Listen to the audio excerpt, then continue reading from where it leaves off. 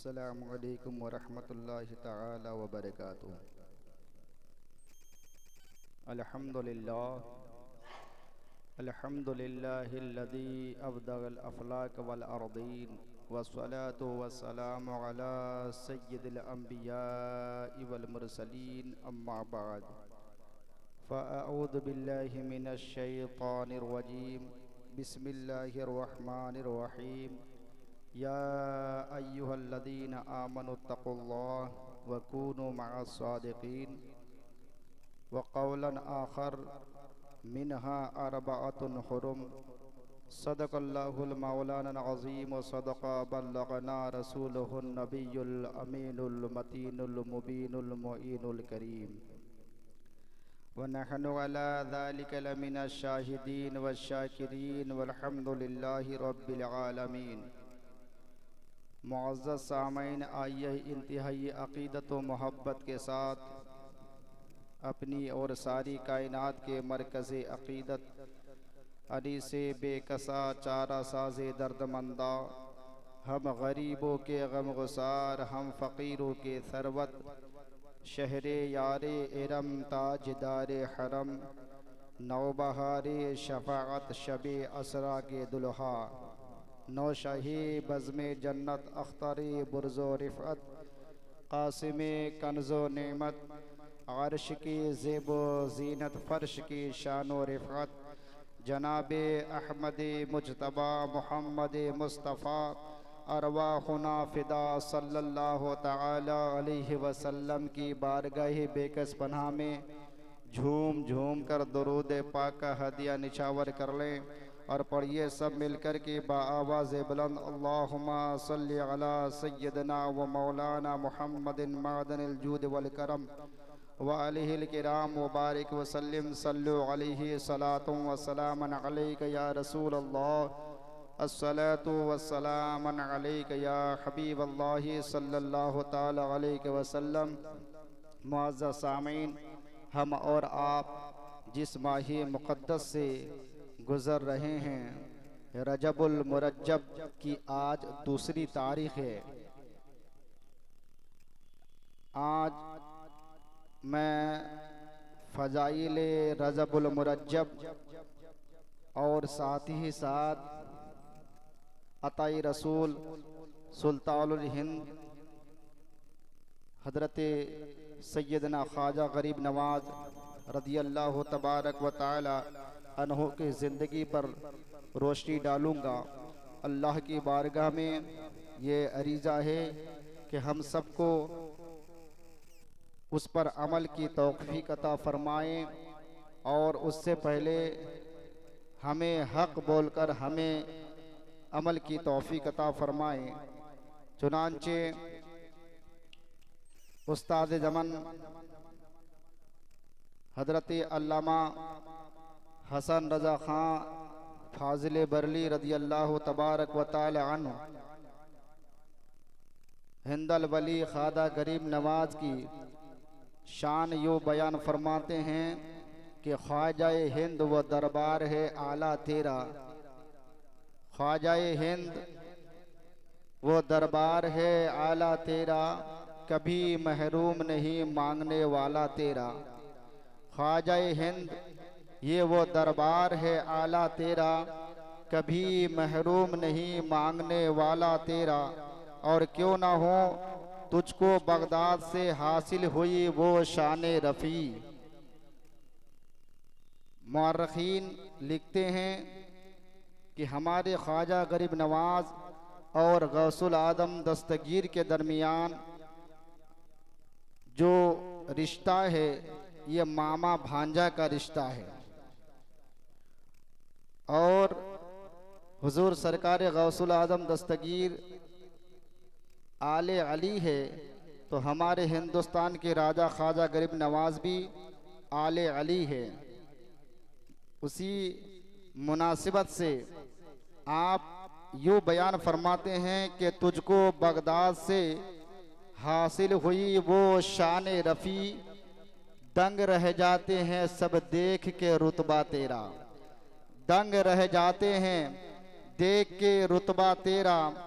और क्यों ना बगदाद में जारी हो तेरा चश्माए फैज़, क्यों ना बगदाद में जारी हो तेरा चश्माए फैज़, बहरे बगदाद ही की नहर है दरिया तेरा, बहरे बगदाद ही की नहर है दरिया तेरा। और आगे कहते हैं कि कुर्सी डाली तेरी तख्ते शहे जिला के हुजूर, कुर्सी डाली तेरी तख्ते शहे जिला के हुजूर, कितना ऊंचा किया अल्लाह ने पाया तेरा, कितना ऊंचा किया अल्लाह ने पाया तेरा, कितना ऊंचा किया अल्लाह ने पाया तेरा। और कहते हैं जब से तूने कदम गौस लिया है सर पर, जब से तूने कदम गौस लिया है सर पर, औलिया कदम लेते हैं शाह तेरा, औलिया कदम लेते हैं शाह तेरा, औलिया सर पे कदम लेते हैं शाह तेरा। और कहते हैं कि मुहियुद्दीन गौस है और ख्वाजा मोइनुद्दीन है। मक्ते में इमाम के भाई कहते हैं कि मुहियुद्दीन गौस है और ख्वाजा मोइनुद्दीन है, क्यों ना ए हसन महफूज हो अकीदा तेरा, ए हसन क्यों ना महफूज हो अकीदा तेरा। अल्लाहु अकबर। हुजूर सरकारे ख्वाजा गरीब नवाज रदी अल्लाह तबारक व तआला अन्हु की ज़ात गिरामी मोहताज तारुफ नहीं, अलबत्ता मैंने कुरान अजीम की एक बहुत ही मारूफ व मशहूर आयत करीमा की तिलावत की है। अल्लाह रब्बुल इज़्ज़त फरमाता है कि या अय्युहल्लज़ीना आमनुत्तकुल्लाह व कूनू मअस्सादिकीन। इस आयत करीमा के अंदर अल्लाह ने हमें 3 चीज़ों का हुक्म दिया है। पहली बात तो ये है कि हमें अल्लाह और उसके रसूल सल्लल्लाहु ताला अलैहि वसल्लम पर ईमान लाना है, हमें ईमान लाना है। इकरार बिल लिसान व तस्दीक बिल क़ल्ब के ज़रिए से उस अल्लाह वहदहु ला शरीक और ज़ाते रिसालत पर हमें अपना ईमान रखना है। और दूसरी बात अल्लाह फरमाता है कि जब तूने अल्लाह और उसके रसूल सल्लल्लाहु ताला अलैहि वसल्लम पर ईमान ला लिया तो फिर अपने दिल के अंदर अपनी खशियत पैदा करो, डर पैदा करो। वो ज़ाते वाजिबुल वजूद जिसने सारी कायनात को पैदा किया है, उस रब की खशियत अपने दिल के अंदर पैदा करो। और तीसरी चीज का हमें हुक्म दिया कि जब तुम्हारे अंदर, तुम्हारे दिल के अंदर रब की खशियत, रब का डर पैदा हो जाए तो आगे फरमाता है वकूनु मअस सादिकीन, और सच्चों के साथ हो जाओ, सच्चों के साथ हो जाओ।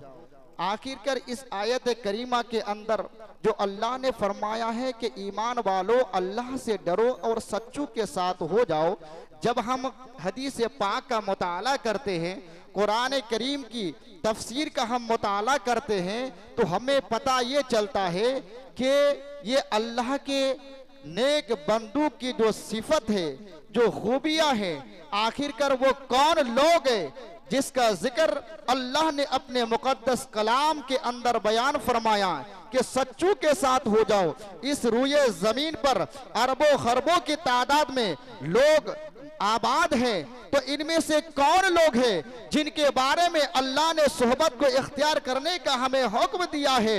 अल्लाहु अकबर। तो जब हम हदीस पाक का मुताला करते हैं तो हमें पता चलता है कि औलिया किराम भी इस रूए जमीन पर आ चुके हैं। ये औलिया किराम की जात ये सच्चे हैं, उनके दामन से वाबिस्ता हो जाओ।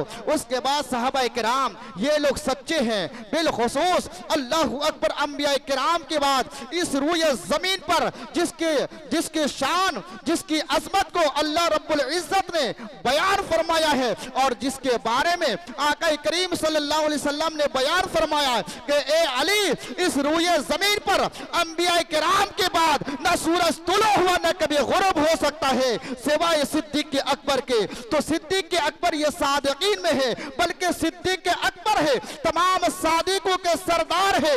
अल्लाहु अकबर। उमर फारूक रदियल्लाहु तबारक व तआला अन्हु की जात सच्चे है, उस्मान गनी की जात सच्चे है, अली मुर्तजा की जात सच्चे है, ताबईन किराम की जात सच्चे है, औलिया किराम की जात सच्चे है।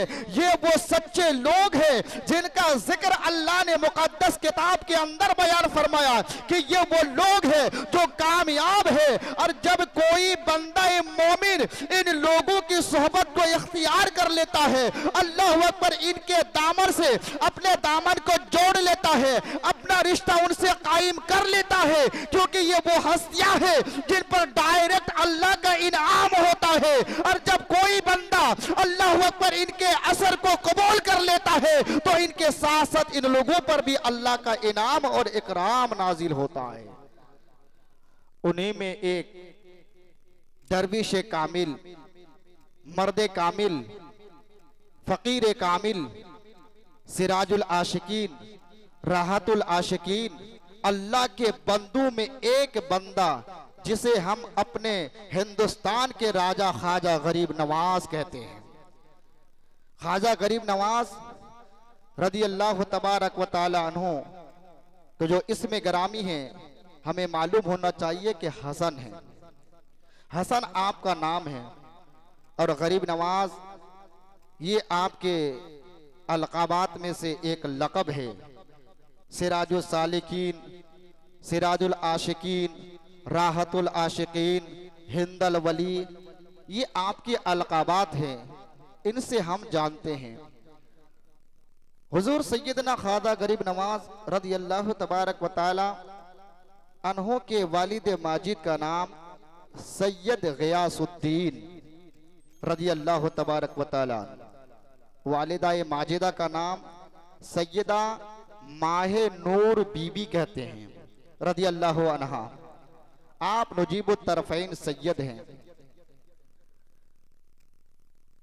मकाम संजर के अंदर आपकी जलवागरी होती है, जो जाए आपकी पैदाइश है। आप हसन हुसैन सैयद कहलाते हैं। आपकी वालिदा माजिदा कहती हैं कि मेरा बेटा मोइनुद्दीन हसन जब मेरे शिकम में थे, मेरे पेट में थे, तो मैं प्यारे प्यारे ख्वाब देखने लग गई, अच्छे अच्छे ख्वाब देखा करते थे। जो हमारे मुखालिफ, जो हमारे दुश्मन थे, वो सब के सब सज्जन बन गए, दोस्त बन गए। बयान करती है कि जब अल्लाह तबारक व तआला ने, उस वहदहु ला शरीक ने मेरे बच्चे के जिस्म के अंदर रूह को डाला, तो जब मैं रात को सोया करती थी तो अच्छे अच्छे ख्वाबों के साथ आलम बेदारी में मैं देखती ये थी कि मेरे पेट के अंदर से अल्लाह अल्लाह की सदाएं आ रही है, अल्लाह अल्लाह की सदाएं आ रही है, तस्बीह व तहमीद की आवाजें आ रही है। मैं हैरान थी, परेशान थी कि आखिरकार ये आवाजें कहां से आ रही है। अल्लाह के हुजूर अर्ज गुजार होती है कि परवरदिगार आलम, इस घर के अंदर कोई नहीं, अलबत्ता ये आवाजें कहां से आ रही है। तो हातिफे गैबी ने आवाज दी, माहिनूर बीबी, घबराने की जरूरत नहीं है, परेशान होने की जरूरत नहीं है, ये आवाज तो तेरे शिकम से आ रही है, ये मेरा बंदा खास मोइनुद्दीन हसन की आवाज है, जो तेरी शिकम में रहकर मुझे याद करके हमें राजी कर रहा है। कि मां की शिकम में रहकर ये आपकी करामतों का ज़हूर हो रहा है। इसीलिए कहा जाता है कि अहले सुन्नत वल जमात के उलमा से लेकर के हिंदुस्तान के मुअर्रिखीन से लेकर के बदअकीदा मौलवियों तक इस रूए जमीन पर जितने भी औलिया किराम की जमातें आई है, जितने काफिरों को, गैर मुस्लिमों को हमारे हिंदुस्तान के राजा ख्वाजा गरीब नवाज ने कलेमा पढ़ाकर ईमान की दौलत से माला माल किया। आज तक किसी वली को यह शर्फ हासिल नहीं, किसी को यह शर्फ हासिल नहीं है। ये हमारे हिंदुस्तान ख्वाजा गरीब नवाज की जात। आपकी अम्मी जान खुद बयान करती है कि जब आपकी कुछ उम्र हुई, तकरीबन 4 साल या 5 साल, तो आपकी वालिदा माजिदा कहती है कि ये मोइनुद्दीन हसन जब गरीब बच्चों को देखते अपने मोहल्लों के, कहते अम्मी जान आज अच्छा खाना पकाया जाए, तैयार की जाए। कहने पर आपकी अम्मी जान खाना पकाती और तैयार करती, फिर आप दस्तरखान बिछा करके अपने मोहल्लों के गरीब बच्चों को बुला बुला करके दस्तरखान पर बिठाते, फिर खाना खिलाते। आपकी अम्मी जान कहती है फिर दौड़ करके मेरे गोद में आ जाते मोइनुद्दीन हसन और चिमट करके कहते कि अम्मी जान जब गरीब के बच्चे अल्लाह अकबर खाना खाता है तो दिल को कितना सुकून मिलता है। अल्लाह अकबर। इसीलिए तो किसी ने कहा है कि ये अली की आल है कि रह के फाके में गरीबों को खाना खिलाने वाले, ऐसे होते मोहम्मद के घराने वाले। जब आप किताबों का मुताला करेंगे तो आपको पता चलेगा कि गरीब नवाज ने अपनी पूरी जिंदगी, खुतबात अजमेर के अंदर मुसन्निफ ने लिखा है कि 3 चीजों का, और आपके मलफुजात में भी मुसन्निफ ने लिखा है कि 3 चीजों का आप हुक्म दिया करते थे। पहली बात तो यह है कि दिल की सफाई पर आपने बहस की कि अपने दिल की गंदगी को दूर करो, दिल को पाक और साफ रखो। और दूसरी बात यह है कि मजबूरों की मदद करो, मजबूरों की मदद करो। और आप बयान फरमाते कि भूखों को खाना खिलाओ। इन 3 चीजों के बारे में आप ज्यादा वाज फरमाया करते थे। बहरहाल मैं फिर आगे बयान करूंगा कि हम और आप जिस माहे मुकद्दस से गुजर रहे हैं, ये रजबुल मुरज्जब, ये इस्लामी 7वां महीना है। रजब के फजाइल के ताल्लुक से कुछ अर्ज कर दूं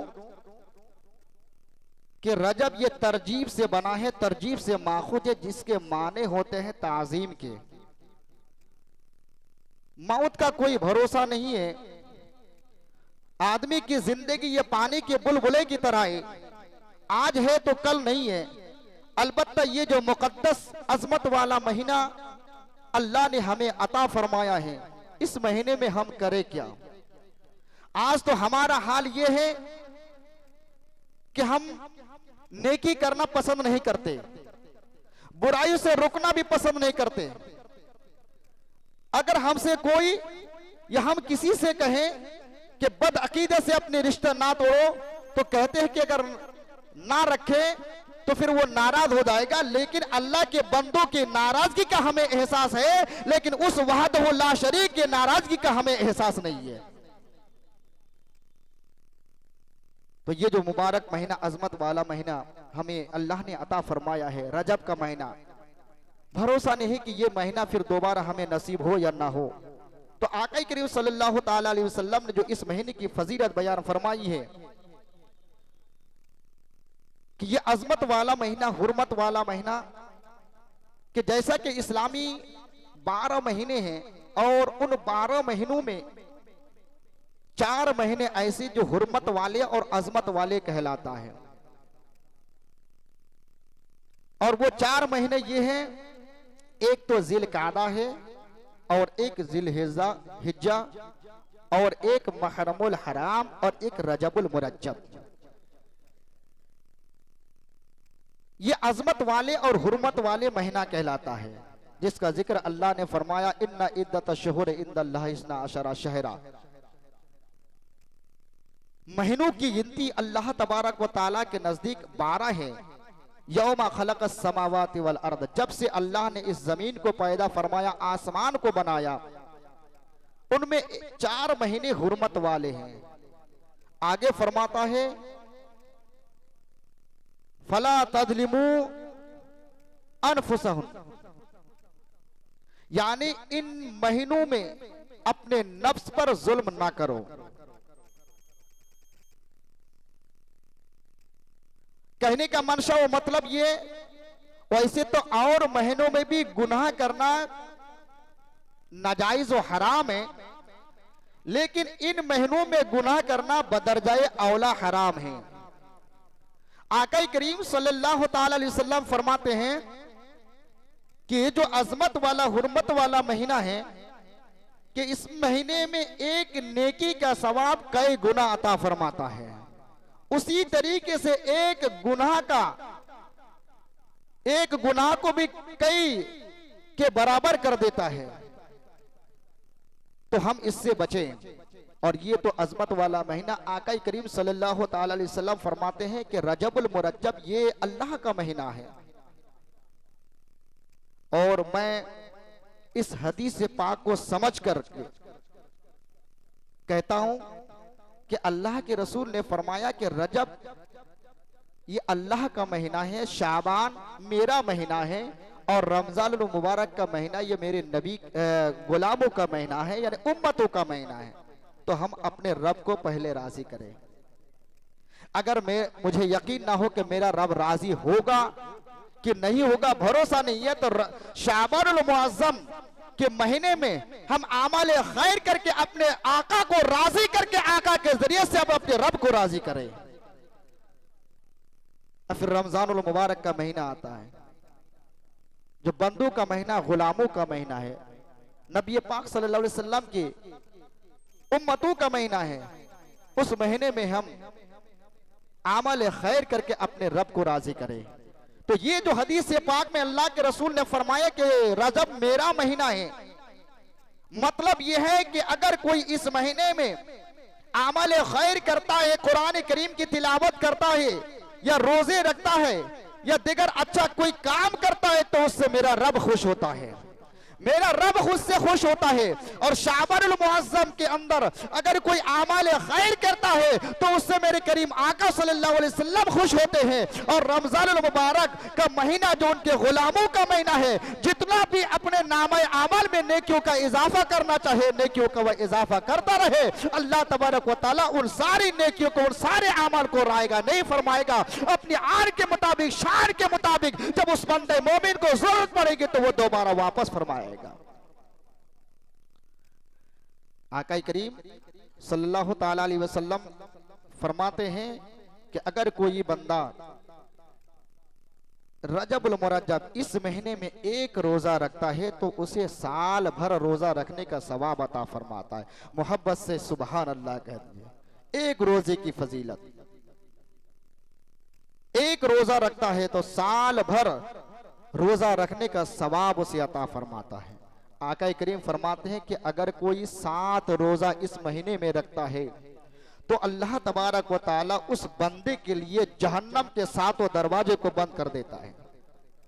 अगर कोई 8 रोजा रखता है तो अल्लाह तबारक व ताला उस बंदे मोमिन के लिए बेहेश्त के सारे दरवाजों को खोल देता है और आवाज आती है, बंदा जिस जन्नत के जिस दरवाजे से तुम्हें जानी है तू चला जा। इतनी इख्तियार और पावर दे दिया जाता है। आगे नबी फरमाते हैं जब कोई बंदा इस महीने में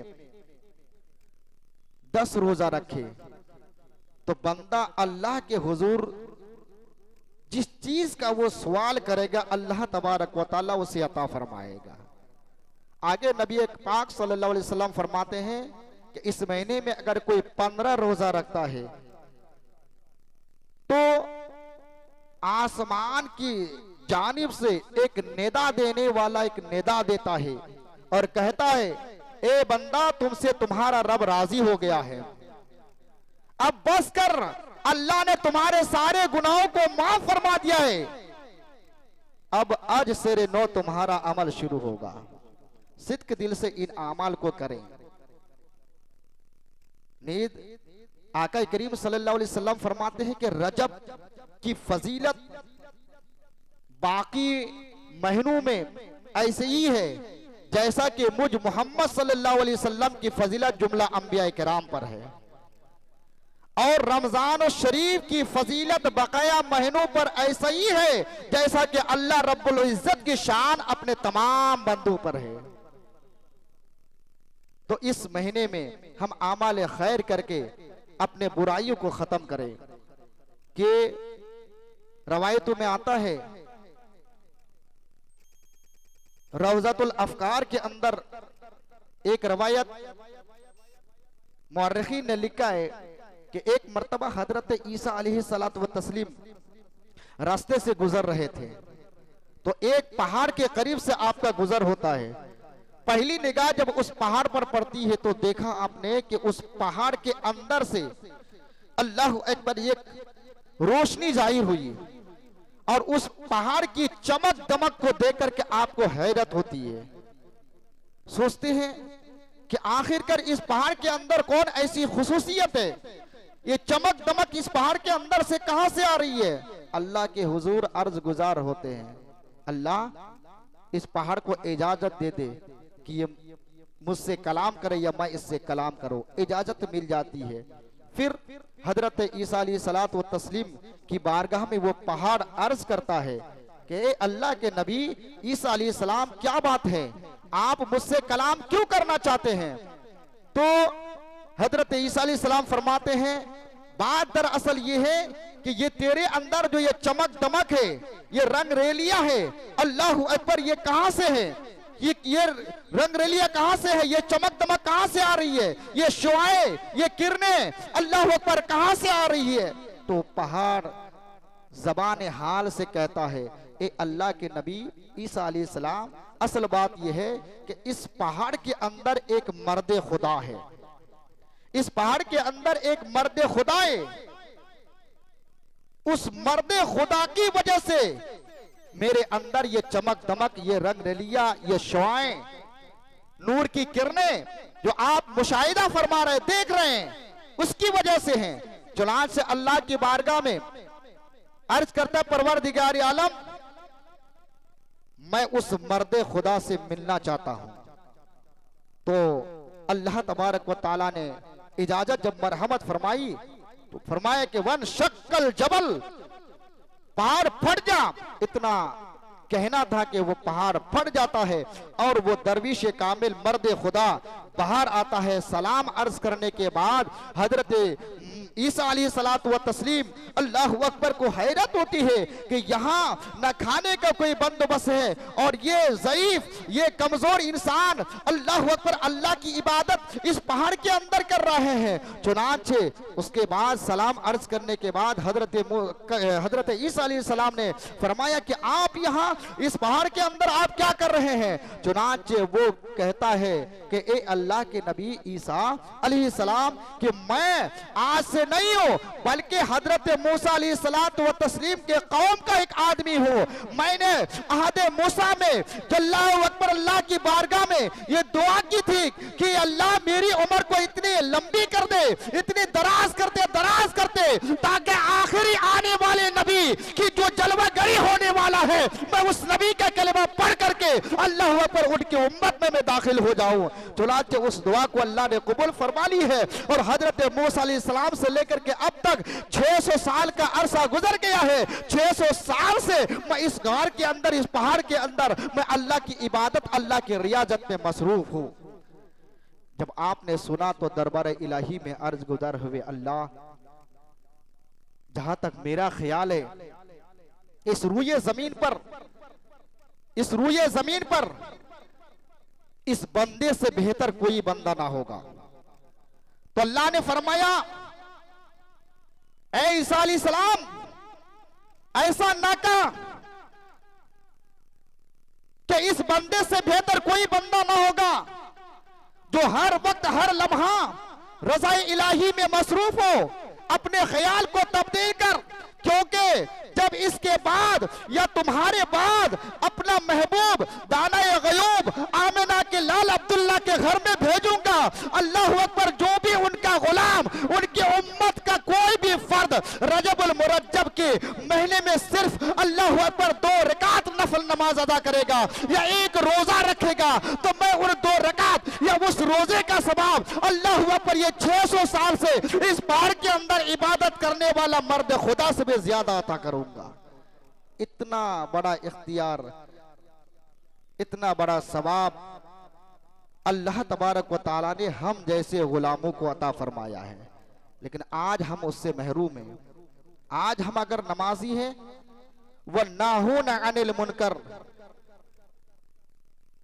आज हमारा हाल ये है कि हम किसी को बुराई से रोकते नहीं है। आज हमारा हाल ये है किसी को हम अच्छे काम का हुक्म भी नहीं देते। अल आमिरून बिल मारूफ व नाहून अनिल मुनकर। हालांकि मुसलमान की सिफत, मुसलमान की खूबी ये है जो अल्लाह ने बयान फरमाई कि अल आमिरून बिल मारूफ व नाहून अनिल मुनकर, अच्छे काम का हुक्म देना है और बुराई से रोकना है। ये मुसलमान की खूबी, मुसलमान की सिफत है। आज कोई भी बाप अपने बेटे को ये नहीं कहता कि बेटा मैं नमाज पढ़ता हूं तो तुम भी नमाज पढ़ो। आज कोई भी मेरी मां बहने अपनी बेटियों को ये नहीं कहती कि बेटी मैं नमाज पढ़ती हूं तो मेरे साथ साथ तू भी नमाजी बन जा। आज हमारा तो हाल ये कि अगर हम किसी से कहें कि अपना रिश्ता बदअकीदे से ना करो, अकीदा उनका गंदा है, तो कहते हैं कि अगर रिश्ता नहीं रखूंगा तो वो नाराज हो जाएंगे, वो नाराज हो जाएंगे। यानी दुनिया की नाराजगी का हमें एहसास भरपूर है, लेकिन अल्लाह अकबर इस रिश्ते के जरिए से हम अपने नामाए अमल में जो इतना बड़ा गुनाह का बोझ लेकर के जब अल्लाह के हुजूर पहुंचेंगे, जब मेरा अल्लाह इन अमल से रूठेगा, अपना चेहरा अपने आन के मुताबिक फेर लेगा, तो उस वक्त फिर हमारे पास जवाब क्या होगा? कोई जवाब होगा? अल्लाह ने जो सजा हमारे लिए मुकर्रर कर रखी है उन लोगों के लिए जो इर्तिकाब गुनाह कबीरा है, क्या उस आजाब को हम बर्दाश्त कर सकते हैं? बर्दाश्त कर सकेंगे? लोग कहते हैं कि अल्लाह की मार में आवाज नहीं होती है। अगर हमारे जिस्म पर एक फोड़ा निकल जाए, दिन रात एक हो जाती है, हमें सुकून नहीं मिलता, करार नहीं मिलता। लेकिन वो अल्लाह ने जो आग हमारे लिए तैयार कर रखी है, जो सजाएं हमारे लिए तैयार कर रखी है, इन बुरे आमाल के जरिए से जब उन आजाब का हम मुस्तहिक होंगे तो उस आजाब को हम कैसे बर्दाश्त करेंगे? जिनके बारे में 1400 साल पहले आमिना के लाल जनाब मोहम्मद रसूलुल्लाह सल्लल्लाहु अलैहि वसल्लम ने बयान फरमाई कि वहां की तपिश का आलम तो ही है कि अगर सुई के नाके के बराबर इस रूए जमीन पर अगर आ जाए तो उसकी तपिश से सारी कायनात जल करके वो राख हो जाए। कैसे हम बर्दाश्त कर सकते हैं? और आका करीम ने यह भी फरमाया, दुनिया की जो आग है, इस आग को 70 मर्तबा भूल करके तब हमारे सामने ला, जिससे हम खाना पकाते हैं, जिससे हम चाय बनाते हैं, जिससे हम सब्जियां जो है कि नहीं पकाते हैं, इस आग को, इस आग की तबीश को अल्लाह अकबर हम बर्दाश्त नहीं कर पा रहे हैं। वो सूरज अल्लाह अकबर जो करोड़ों मील की दूरी पर है, मई जून के महीने में उसकी तबीश को हम बर्दाश्त नहीं कर पा रहे हैं, तो फिर हम अल्लाह के उस आजाब को कैसे हम बर्दाश्त करेंगे? तो आज से मुसम्मम इरादा कर लीजिए, पक्का इरादा कर लीजिए कि आका करीम सल्लल्लाहु ताला अलैहि वसल्लम की हदीस पाक है, ये रजब का महीना है, आमल खैर का महीना है, कि इसमें हम ज्यादा से ज्यादा जिक्र और अज़कार के जरिए से हम अपने रब को राजी करें। और कोई ये ना सोचे कि हम जिक्र और अज़कार तो करते हैं लेकिन अल्लाह हमसे राजी नहीं है, हम तो गुनहगार है, अल्लाह अकबर हम तो सेकार है, हम तो खताकार है। अगर हम अल्लाह की तहमीद बयान करेंगे तो अल्लाह हमसे राजी। देखिए, राजी होना उसका काम है, पढ़ना हमारा काम है। ऐसा हो सकता है कि ऐसा बंदा भी हो जिसने अपनी पूरी जिंदगी दिन और रात का एक एक लम्हा इबादत और रियाजत में गुजारा हो, लेकिन अल्लाह अगर उसे कबूल ना करे हो सकता है कोई बैद बात नहीं है, आप कुछ कर नहीं सकते। ऐसा भी है कि अल्लाह रऊफुर रहीम है, रहमान की सिफत अल्लाह के अंदर मौजूद है कि एक गुनहगार हो, खताकार हो, कि उस गुनहगार जिसने अपनी पूरी जिंदगी गुनाह का काम किया हो, लेकिन उन लम्हों में कोई एक लम्हा अल्लाह को पसंद आ जाए तो फिर अल्लाह तबारक व तआला उसके जरिए से उनकी मगफिरत फरमा देगा। रवायत में आती है, हदीस पाक में है कि कल कयामत के मैदान में एक शख्स होगा, ऐसा शख्स होगा जिसने दुनिया के अंदर कोई ऐसा गुनाह का काम न किया होगा। हिसाब व किताब के बाद अल्लाह फरमाएगा फरिश्तों इसे जहन्नम लेके जाओ। फरिश्ते जब उसको जहन्नम लेके जाएंगे तो वो बंदा जो है बार बार पलट पलट करके देखेगा। जाहिर सी बात है कि अब कोई चारा नहीं है, अल्लाह का हुक्म, अल्लाह का फैसला आ गया है। वो बार बार पलट पलट करके देखेगा, फिर एक कदम आगे बढ़ेगा, पलट करके देखेगा, एक कदम आगे बढ़ेगा, फिर पलट करके देखेगा।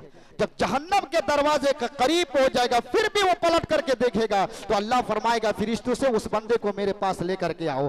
जब फरिश्ते उस बंदे को लेकर के आएंगे तो मेरा रब पूछेगा जरा बताओ, मैंने तो वाजिब कर दिया है कि जहन्नम तुमने जानी है, लेकिन जाता क्यों नहीं है? हर एक कदम पर पलट पलट के तू देख क्यों रहा है? अल्लाह अकबर। तो वो बंदा अर्ज गुजार होगा, या इलाहल आलमीन, दुनिया में चंद साल चंद उम्र लेकर के मैं गया, लेकिन हर लम्हा को अल्लाह अकबर मैंने गुनाह में उसको इस्तेमाल किया, गुनाह का काम करता रहा, बड़े से बड़ा गुनाह का काम करता रहा, तेरी नाफरमानी करता रहा, तेरे रसूल की नाफरमानी मैं करता रहा। अल्लाह अकबर। मैंने सुना था किसी आलिम से कि अल्लाह रहमान है, जहां एक सिफत अल्लाह की कहर और जब्बार है, वही एक सिफत अल्लाह अकबर एक रहमान और रहीम की भी है। मैंने सुना था कि अल्लाह बड़े से बड़ा गुनाह को माफ फरमाता है।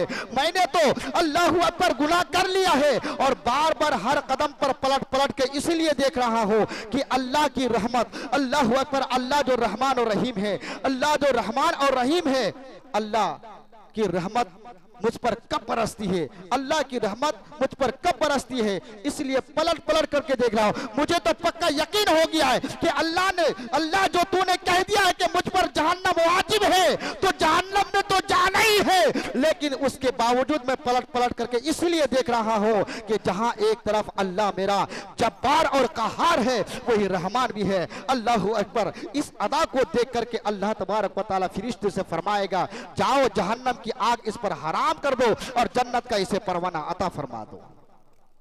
एक बंदा होगा ऐसा ही, अल्लाह फरमाएगा फरिश्तों ले जाओ इसे जहन्नम में, और जैसे ही अल्लाह फरमाएगा इसे जहन्नम में ले जाओ तो बड़ी तेजी के साथ वो चल करके जहन्नम जाएगा, और जब जहन्नम के दरवाजे पर पहुंचेगा अल्लाह फरमाएगा फरिश्तों से उस बंदे को लेकर के आओ। तो अल्लाह फरमाएगा हर कोई तो आजाब से डरता है, और जहन्नम की आग इतनी तेज है, इतनी कड़क है, तू डरता नहीं है? नाम सुनते ही फौरन तो जहन्नम जाने को तैयार है। वो अर्ज करेगा अल्लाह मैं बहुत बड़ा गुनाह का काम मैंने किया है, हमने तेरी नाफरमानी की है और हर एक हुक्म किए हमने नाफरमानी की है, यहाँ पे तूने कह दिया है कि फरिश्तों जहन्नम लेकर के जाओ। मैं बड़ी तेजी के साथ इसीलिए गया कि कहीं ऐसा ना हो कि यहाँ अगर मैंने देरी कर दी तो न जाने कि जहन्नम के और भी तबकात होते हैं, कहीं इस तबके से उस तबके में जो है कि उस तबके का मैं मुस्तहिक ना बन जाऊं, इसलिए तेरी हुक्म की तामील करते हुए बड़ी तेजी के साथ मैं जहन्नम जाने को तैयार हो।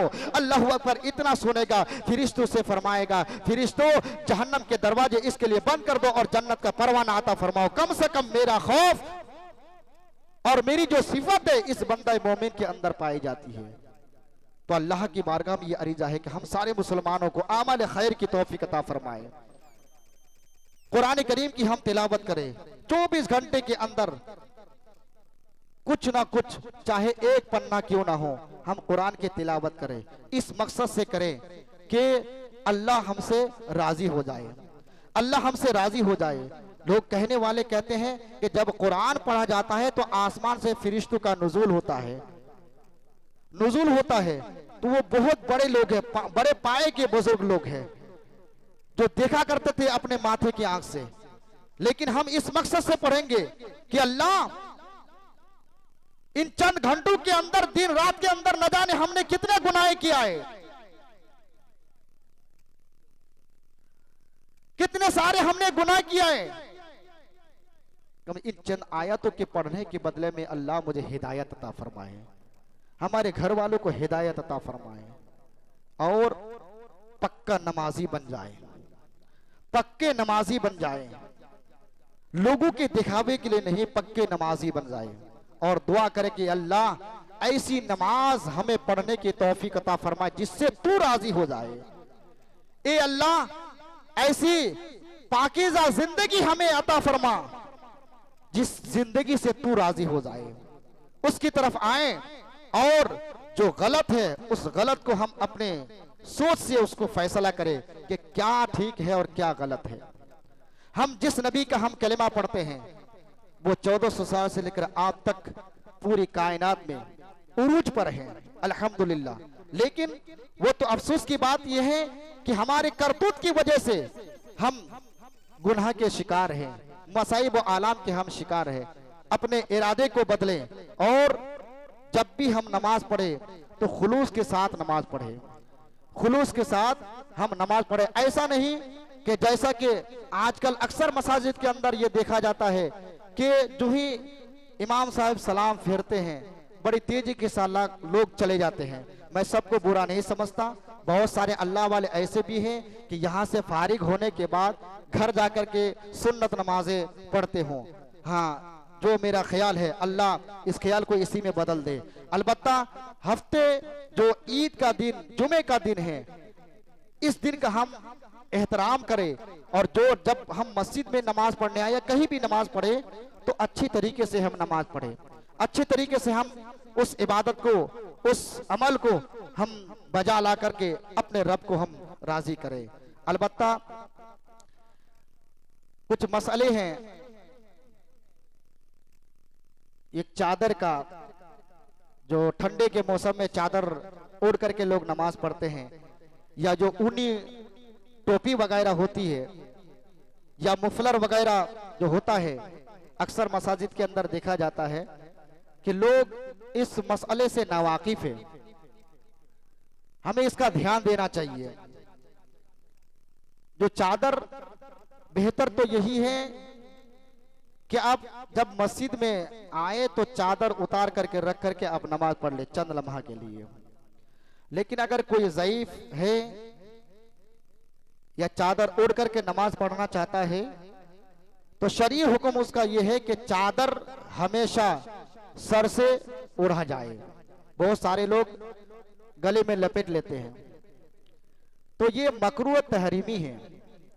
और मकरूह तहरीमी जब नमाज के अंदर पाई जाती है तो फिर उस नमाज का इयादा करना वाजिब होता है, वो नमाज कबूल नहीं होती।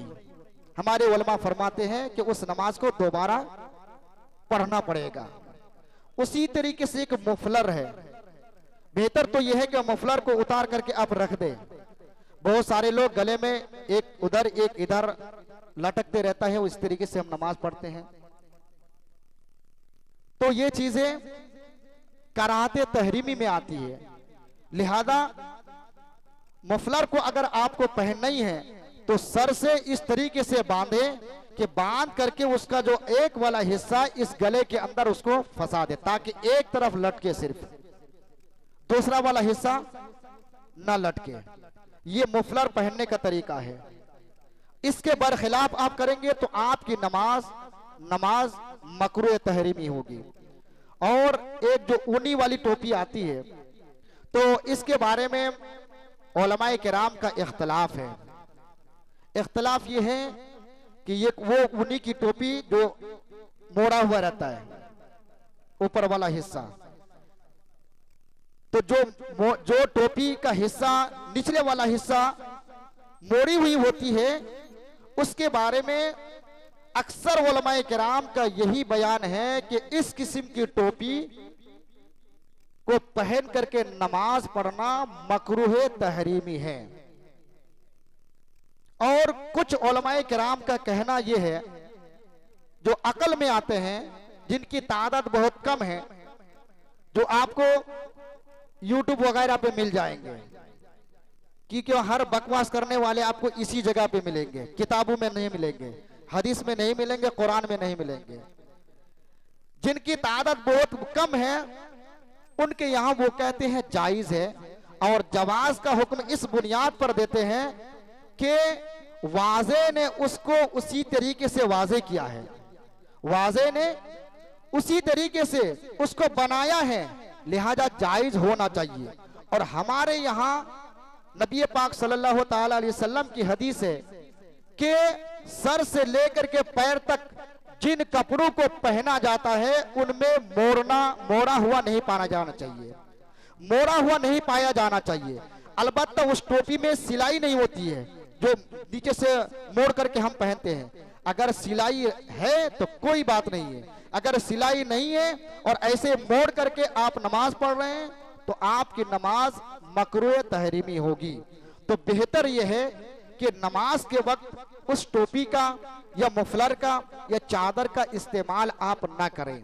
अगर करें तो सूरत यह है कि चादर सर से पहने और इस तरीके से लेकर के जो ये वाला हिस्सा है इसको उठा करके कंधे पे ले ले। ये चादर उड़ने का मसला है जो जवाज का हुक्म उलमाए इस्लाम ने बयान फरमाया। मुफलर की जवाज के लिए हुक्म यह है कि आप जब सर से मुफलर को बांधे तो एक हिस्सा इधर रहेगा, दूसरे वाले हिस्से को इधर से लपेट करके उसका जो कोना वाला हिस्सा इधर लपेट करके अंदर डाल दे, ताकि एक हिस्सा बाहर रहे, लटके ना, एक हिस्सा लटके दूसरा वाला हिस्सा ना लटके। और तीसरी बात, जो टोपी, ऊनी वाली टोपी की बात कर रहा हूं, कि अगर ऊनी वाली टोपी जो नीचे से मोड़ी हुई रहती है वो कफ़े सौब के हुक्म में आता है। अलबत्ता अगर सिली हुई है तो कोई बात नहीं है, अगर सिली हुई नहीं है तो बेहतर यही है कि